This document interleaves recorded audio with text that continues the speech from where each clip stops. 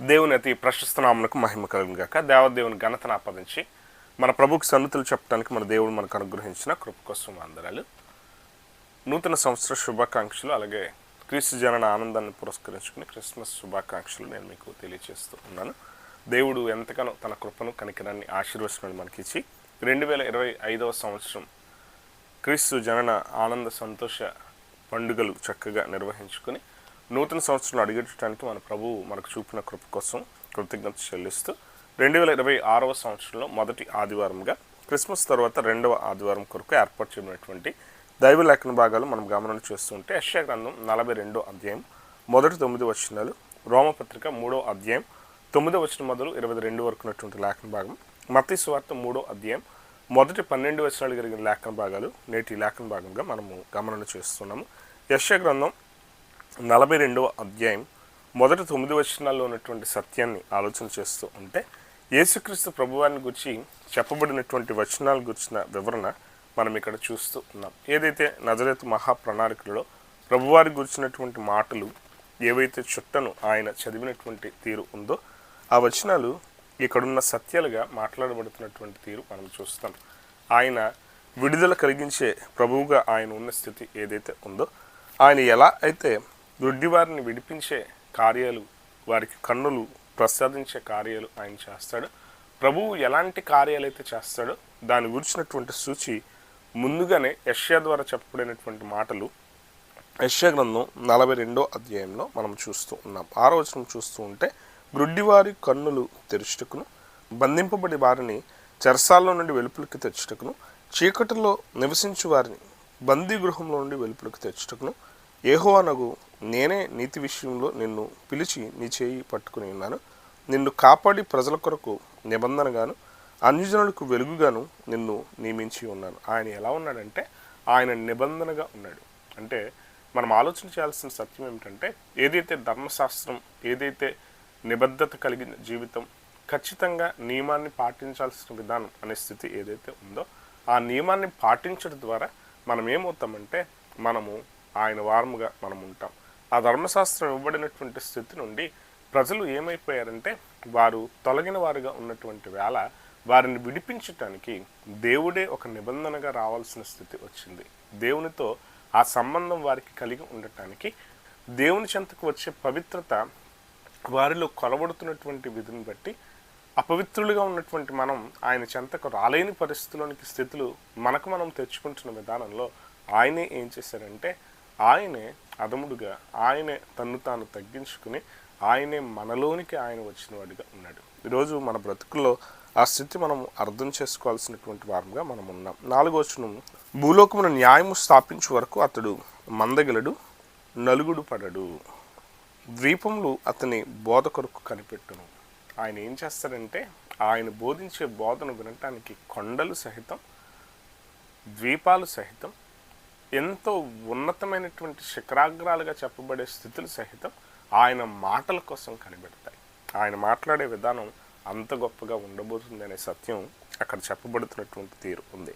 మనం జ్ఞాపకం చేసుకోవాలి, యేసుక్రీస్తు ప్రభు వారి పరిచర్యలో ఇవన్నీ కూడా సంభవించినవిగా ఉన్నాయి.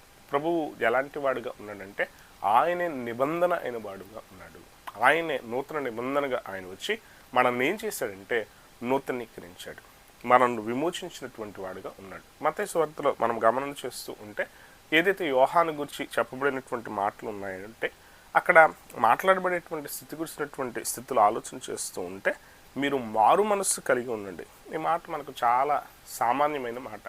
మన బ్రతుకుల్లో మిమ్మల్ని మీరు దిద్దుకొనండి, మీ పాపాలు విడిచిపెట్టండి, మీరు తగిన విధానంలో విధేయత చూపినటువంటి ప్రజగా మీరు ఉండండి అనే మాటలు మనకు ఎలా ఉన్నాయంటే అవి చాలా సామాన్యంగా ఉన్నాయి. కానీ ఈ నూతన సంవత్సరం మనం గ్రహించాల్సింది ఏమిటంటే నిబంధన అయినటువంటి ప్రభువుని మనం అంగీకరించే తీరుల్లో మనము ఖచ్చితంగా నూతనత్వం పొందుకుని మన బ్రతుకులను మార్చుకోవాలనేటువంటి సత్యం మనం జ్ఞాపకం చేసుకోవాలి. 7వ వచనం చూస్తూ ఉంటే, అతడు పరిసయ్యులలోను సద్దుకయ్యులను అనేకులను బాప్తిస్మము పొందవచ్చుట చూచి, సర్పసంతానమా, రాబో ఉగ్రతను తప్పించుకున్నట్టుకు మీకు బుద్ధి చెప్పిన వాడెవడు, మారు మనసుకు తగిన ఫలము ఫలించడి.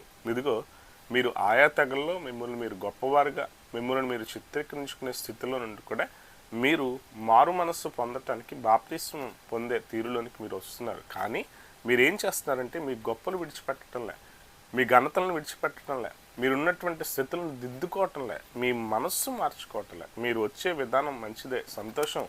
మీరు ఎంత గొప్పగా ఉన్నా కూడా దానిలో సత్యం ఎలా ఉంది, ఎలా మమ్మల్ని మేము శుద్ధీకరించుకోగలం అనే ఆలోచన వచ్చి మీ మనస్సులో మీరు యోచన చేసుకునే దేవుని చెంతకు రావాలని ఆశపడి వస్తున్నారు, సంతోషం. కానీ మీ మనస్సు మారాలి.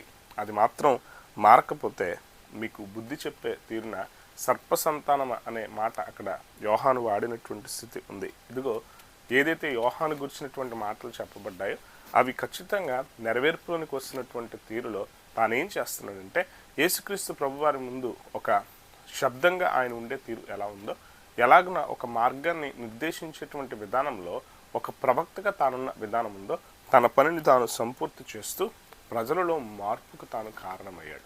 ప్రభు వైపు ఆకర్షించటానికి క్రీస్తు అనే అభిషక్తుడు వచ్చే ముందు ఏదైతే కార్యం జరుగుతుందని ముందుగా ప్రవక్తల ద్వారా చెప్పబడిన స్థితి ఉందో అదంతా నెరవేరటానికి యోహాను తన పనిని తాను నెరవేర్చినటువంటి వాడిగా ఉన్నాడు. రోమపత్రిక మనం గమనం చేస్తూ ఉంటే ఈ పత్రిక లేఖన భాగంలో మనము ఆలోచన చేయాల్సినటువంటి సత్యాలు చాలా స్పష్టంగా మనకు కనబడటాన్ని మనం చూస్తాం. రోమపత్రిక 3వ అధ్యాయాన్ని మనం గమనం చేస్తూ ఉంటే ఇదిగో వ్రాయబడిన లేఖనాల గురించినటువంటి అవివరణ చెప్పబడుతూ నీతిమంతుడు లేడు, ఒక్కడునూ లేడు, గ్రహించువాడు ఎవడునూ లేడు, దేవుని వెదకువాడు ఎవడునూ లేడు. ఈ మాటలు కనుక మనం చూస్తూ ఉంటే చాలా స్పష్టంగా ధర్మశాస్త్రము అనేది 20వ వచనం మనం చూస్తూ ఉంటే ఏలయనగా ధర్మశాస్త్ర సంబంధమైన క్రియల మూలముగా ఏ మనుష్యుడు ఆయన దృష్టికి నీతిమంతుడిని తీర్చబడడు.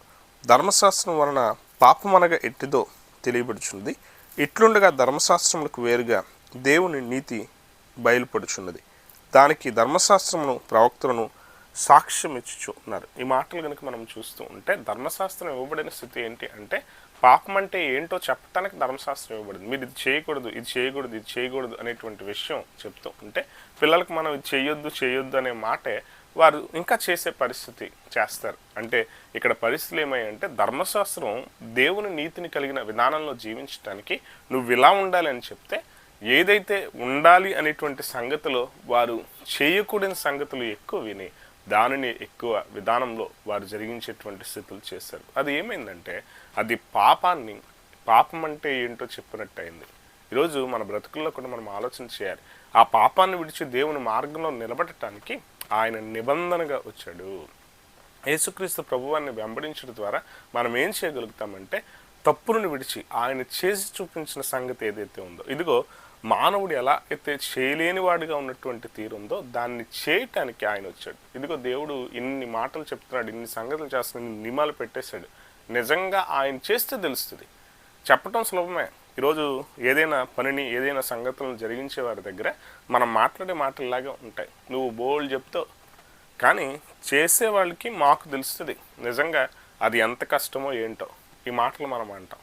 నిజంగా ఆ విధానాల్లో అతడు ఏం చేశాడంటే దేవుడు ఆయనే మానవ రూపంలోనికి వచ్చి ఆయనే ఇదిగో నేను చెప్పటం మాత్రమే కాదు నేను చేసే చెప్తూ ఉన్నాను అనే విధానం కొరకు ప్రభువు ఆయన ఎలా అంటే దేవుడే కుమారుడిగా ప్రభువుగా వచ్చి ప్రభువు ఆ పనిని నెరవేర్చి ధర్మశాస్త్రానికి సంపూర్తి ఆయన అయినట్టుగా ఆయన దాన్ని నెరవేర్చిన వాడిగా ఉన్నాడు.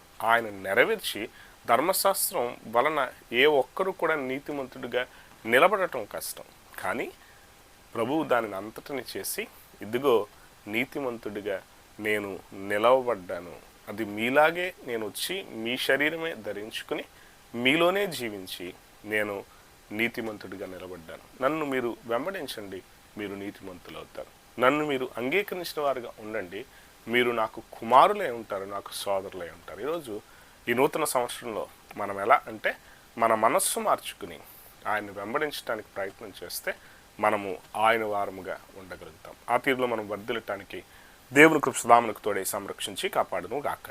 ఆమేన్.